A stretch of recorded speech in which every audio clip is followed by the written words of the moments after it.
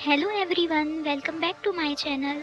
Episode की शुरुआत हमारी फीमेल लीड नीजो से होती है, जो कि एक टैलेंटेड आर्टिस्ट है। अपनी आर्ट को और डेवलप करने के लिए वो नार्दर्न एरियाज नाम की खूबसूरत जगह पर वेकेशन मनाने गई। पर ना यहाँ उसका जो टूर गाइड था वो बहुत बातूना निकला। उसने उस एरिया की पुरानी और डरावनी कहानी हमारी नीजो को सुनानी शुरू कर दी। वो बताता है पुराने ज़माने में यहाँ बिस्टस नाम की एक नई स्पीच पैदा हो गई थी, जो कि इंसानों को अपना शिकार बनाती थी और उनका खून पीती थी। वो ये भी बताता है कि इन खूंखार जीवों को ख़त्म करने के लिए एक सदर्न हंटर्स नाम की टीम भी आई थी, जिन्होंने कई बिस्टस को जान से मारा। लेकिन कुछ चालाक बिट्स बचकर भाग गए और वो आज भी जिंदा है। अब वो इंसानों के बीच इनफिल्ट्रेट हो चुके हैं और मौका मिलने पर कभी भी इंसान को अपना शिकार बना लेते हैं। यहाँ पर ना नीजो गाइड की बातें सुन सुनकर बोर हो रही थी। उसने गाइड को फटकार लगाई कि वो गाड़ी चलाने पर फोकस करे। नेक्स्ट सीन में हमारी मुलाकात हैंडसम यातो से होती है। जी हाँ, आप सही समझ रहे हैं, यही हमारी स्टोरी का हीरो है। यहाँ पर हमें पता चलता है कि यातो एक बहुत अमीर लड़का है, जो कि उसी एरिया में एक चिल्ड्रन वेलफेयर सेंटर में डोनेट करने आया है। यहाँ पर ना वो अपना एक भरोसेमंद वर्कर गांव को वहीं छोड़कर जा रहा होता है।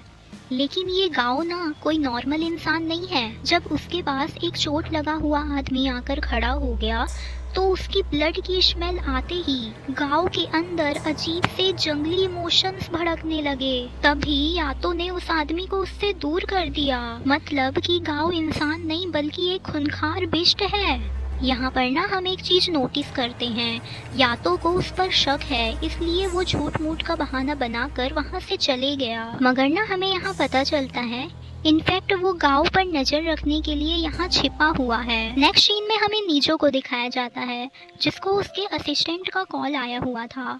वो उसे बताता है कि उसका आर्ट बिजनेस जबरदस्त चल रहा है। वो बोल रहा होता है कि अब उसे वापस आ जाना चाहिए और अपने बिजनेस पर ध्यान देना चाहिए। जिस पर नीजो बोलती है कि वो खिलौने के स्क्रिप्चर्स बना के थक चुकी है, अब वो मास्टरपीस रियल स्क्रप्चर वर्क करना चाहती है। नीजो इस खूबसूरत हिस्टोरिकल प्लेस में आके बहुत खुश थी। वो यहाँ पर मग्न थी। तभी उसे अपने गाइड ड्राइवर की बहुत जोर से चीखने की आवाज आती है। यहाँ पर ना बिस्ट गांव ने उसके ड्राइवर पर अटैक कर दिया था। जब तक नीजो वहाँ पहुँची, बिस्ट गांव वहाँ से भाग चुका था। यहाँ पर ना गांव अपने कमरे में जा रहा होता है, लेकिन यहाँ तो या तो उसकी गैर हाजिरी में उसके कमरे में घुस चुका था। यहाँ पर या तो अपनी इन्वेस्टिगेशन कर ही रहा था कि तभी खूंखार गांव उसके पास आकर खड़ा हो जाता है। वो उसे गुस्से से घूर रहा होता है। लग रहा था कि वो यातो को जान से मार डालेगा। उसने यातो पर अटैक करना शुरू कर दिया, लेकिन हमारा हैंडसम यातो कोई मामूली इंसान थोड़ी था। वो भी आखिर बॉक्सिंग चैंपियन है। वो उससे भिड़ गया और पूरी ताकत लगाकर उसे विंडो से बाहर फेंक दिया। लेकिन ना यातो यहाँ देखता है कि वो मरा नहीं है। यातो फौरन उसकी बॉडी लेकर वहाँ से जा रहा होता है और इधर नीजो भी अपने ड्राइवर को लेकर हॉस्पिटल जा रही होती है। तभी नीजो और यातो का पहली बार आमना सामना होता है। लफ्ज खामोश थे पर आंखों ने बात कर ली। पहली नजर में ही दिल ने दिल से मुलाकात कर ली। दोनों को एक अजीब सा करंट महसूस हुआ और वे आगे बढ़ गए। बाद में जब यातो का फ्रेंड शियोंग बिस्ट को लेने आता है, तो यातो ने मासूम होने की जबरदस्त एक्टिंग की, जैसे उस पर भयानक अटैक हुआ हो। असलियत तो ये थी कि यातो बिस्ट के पास्ट के बारे में जानने के लिए बहुत क्यूरियस था। वो जानना चाहता था कि आखिर बिस्ट है कौन और वो यहाँ आया कैसे। शियोंग ने सोचा गाओ, जो कि एक बिस्ट है, उस पर किसी ने हमला किया है। उसे इंफॉर्मेशन मिलती है कि हमला करने वाला कोई टूरिस्ट ड्राइवर है, जबकि हुआ तो उल्टा था। वो लोग टूरिस्ट ड्राइवर को मारने के लिए नीजो के होटल पहुंच जाते हैं। यहाँ पर नीजो को जैसे ही पता चलता है कि उसके घायल टूरिस्ट ड्राइवर को कोई पीटने आया है, वो फौरन ड्राइवर को बचाने के लिए उसके रूम में पहुंच जाती है। यहाँ पर ना हमें पता चलता है कि नीजो जितनी मासूम और भोली भाली दिखती है उतनी है नहीं। वो यहाँ पर शियोंग लोगों की जबरदस्त कुटाई कर देती है। फाइनली लड़की के हाथों पिटकर उन्हें यहाँ से 9-11 होना पड़ता है। जल्दी जल्दी भागते समय उसकी टक्कर एक बार फिर यातो से होती है। इस बार दोनों बहुत जल्दी में होते हैं। उनकी नजरें मिली और वो तेजी से भाग निकले। यहाँ पर हमें पता चलता है दरअसल यातो के पीछे लिनिसी नाम की एक पावरफुल और वेल्थी लेडी का हाथ है, जो कि और कोई नहीं बल्कि यातो की स्टेप मॉम है।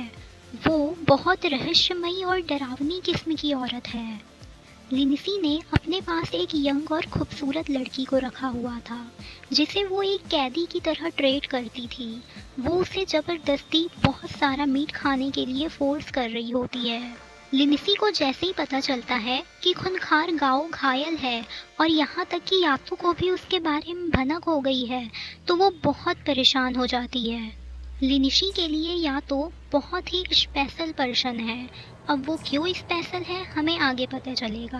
पहले तो उसे बहुत गुस्सा आया, फिर वो शांत होकर फौरन यातो को कॉल करती है। यहाँ पर वो बोल रही होती है कि गाओ को लेकर फौरन घर पहुँचे। उसे गाओ जिंदा या मुर्दा किसी भी हालत में चाहिए। इधर एक और बहुत बड़ा सीक्रेट रिवील होता है। ड्राइवर ने जो कहानी कार में सुनाई थी वो कोई अफवाह नहीं बल्कि असलियत है। एक तरफ जहां आज तक बिस्ट गांव जैसे खूंखार दरिंदे हैं, वहीं दूसरी तरफ सदरन हंटर्स भी है, जो पीढ़ी दर पीढ़ी आज भी बिस्ट हंटिंग का काम कर रहे हैं। और उनकी सबसे बड़ी उदाहरण नीजो है। नीजो भी उन्हीं हंटर्स की फैमिली में से है। उनका एक सीक्रेट ग्रुप है जो डिस ऑपरेटिंग मैसेंजर के थ्रू बिट्स और उन्हें चलाने वालों को पकड़ता है। यहाँ पर ना इस ग्रुप में नीजो यातो की कार का नंबर उन्हें सेंड करती है। वो लिखती है कि ये कार कुछ ही देर बाद हाईवे से गुजरने वाली है, जिसमें एक बिस्ट है। इन्फॉर्मेशन मिलते ही नीजो की फैमिली और उसका पूरा ग्रुप अलर्ट हो जाता है। प्लानिंग के अकॉर्डिंग हाईवे पर एक हंटर यातो को रोक लेता है, लेकिन स्मार्ट यातो को पता चल जाता है कि यह एक ट्रैप है और उसे फंसाने की कोशिश की जा रही है। वो फौरन वहां से भागने की कोशिश करता है। नीजो को फील होता है कि उसका ड्राइवर यहाँ सेफ नहीं है। वो उसे बोरी में पैक करके गाड़ी में भर देती है। इधर नीजो घायल ड्राइवर को रेस्क्यू करने के लिए अपनी कार में लेकर जा रही होती है। तभी सामने से यातो भी बिस्ट गांव को लेकर आ रहा होता है। यातो के पीछे हंटर्स पड़े हुए थे, तो वो बहुत तेज स्पीड में अपनी कार चला रहा होता है। यातो की हड़बड़ी से दोनों गाड़ियों की जोरदार टक्कर हो जाती है। यातो, जो कि एक बहुत अच्छे मन का इंसान है, यह देखने के लिए उतरता है कि गाड़ी में है कौन। वो जैसे ही बेहोश नीजो को देखता है हैरान हो जाता है, और इससे भी ज़्यादा हैरान वो तब होता है जब वो उसकी कार में बैग में बंद किसी की बॉडी देखता है। वो सोचता है भाई मैं तो बेहोश को ही लेके घूम रहा हूँ, ये तो जिंदा इंसान को बैग में पैक करके घूम रही है। जब नीजो की आंखें खुलती है तो वो अपने ही कार में अपने आप को बंधा पाती है। वो अपनी गर्दन जैसे ही साइड में घुमाती है, यातो को देखकर शॉक्ड हो जाती है। साइड में बैठा यातो उसे शरारती निगाह से देखकर मुस्कुरा रहा होता है। वो जबरदस्ती उसके फ़ोन का लॉक भी ओपन कर लेता है। नीजो उसे धमकाने की कोशिश करती है। मेरे बहुत सारे फैंस हैं, अगर मैं मिसिंग हुई और उन्हें पता चला तो वो तुम्हें जिंदा नहीं छोड़ेंगे। या तो उसका मजाक उड़ाते हुए बोलता है इतने भी कोई खास फैंस नहीं है तुम्हारे, तुमसे कई गुना ज़्यादा मेरे फैंस हैं। ऐसा बोलते हुए वो नीजो के बिहाफ में एक पोस्ट डाल देता है, मैं थोड़े दिनों के लिए एक ब्रेक पर जा रही हूँ, डोंट वरी। ये देखकर नीजो आग बबूला होने लगती है। नीजो को बहुत गुस्सा आ रहा होता है। वो उसे मारना चाहती है, लेकिन अफसोस उसके हाथ पैर बंधे हुए थे। यहाँ पर ना वो एक्टिंग करना शुरू कर देती है कि उसे अस्थमा का अटैक आ रहा है। या तो जैसे ही उसके हाथ पांव खोल के कार से दवाई लेने उतरता है, नीजो उसके सामने खड़ी हो जाती है और उसे दिन में तारे दिखा देती है। बेचारा या तो पहली बार में ही अपने प्यार से पिट गया। अब हमारी स्लिम स्मार्ट दिखने वाली नीजो एक नहीं, दो नहीं, बल्कि तीन तीन बॉडीज को अपने कार में भर कर जा रही होती है। वो अपने हंटर्स के अड्डे में पहुंचती है और इन तीनों को उनके हवाले कर देती है। वैसे नीजो के लिए उसका स्मार्ट और स्ट्रांग होना कोई काम का नहीं था, क्योंकि उसे इस खूनी काम में कोई इंटरेस्ट नहीं है। यहाँ पर वो अपनी टीम से कह रही होती है, मैं बस एक और टास्क करूँगी, उसके बाद हम लोगों के रास्ते अलग अलग होंगे। इस समय ना यातो को होश आ गया था और वो सब कुछ सुन रहा था। नीजो कह रही होती है कि वो अपनी आर्टिस्ट वाली जिंदगी जीना चाहती है, एक नॉर्मल लाइफ जीना चाहती है। वो ऐसा ऊपर ऊपर तो बोल रही होती है, लेकिन ना वो अपनी हंटर्स फैमिली की बहुत केयर करती थी। यहाँ पर नीजो ये कह के चले जाती है कि बेशक आप मुझे सेल्फिश समझ सकते हैं, मैंने बहुत कुछ सहा है, पर अब मैं एक नॉर्मल लाइफ जीना चाहती हूँ। फिर हमें ना इस हंटर ग्रुप के कुछ सीक्रेट्स पता चलते हैं। नीजो के इस हंटर्स ग्रुप का लीडर खुद आज तक एक मिस्ट्री बना हुआ है। उसने अपने पास लॉकस नाम के एक बिस्ट को कैद करके रखा हुआ है। पता नहीं वो ऐसा क्यों कर रहा है, शायद वो उस पर एक्सपेरिमेंट करना चाहता है या फिर इसके पीछे उसके कुछ अज्ञात इरादे छुपे हुए हैं। फिर हमें ना यहाँ नीजो के एक फ्लैशबैक का सीन दिखाया जाता है। अक्सर नीजो को अपने बचपन की कुछ दर्दनाक यादें सताने लगती है। यहाँ पर हमें पता चलता है कि उसकी मॉम भी एक हंटर थी और इस हंटर के काम के अत्यधिक बोझ के कारण उसके मॉम डैड के बीच अक्सर लड़ाई हुआ करती थी। और फिर एक दिन सब कुछ खत्म हो गया। उसके मॉम डैड दोनों किसी दरिंदे बिस्ट के द्वारा मारे गए। छोटी सी उम्र में हमारी प्यारी नीजो इस दर्दनाक बोझ को नहीं सह पा रही थी।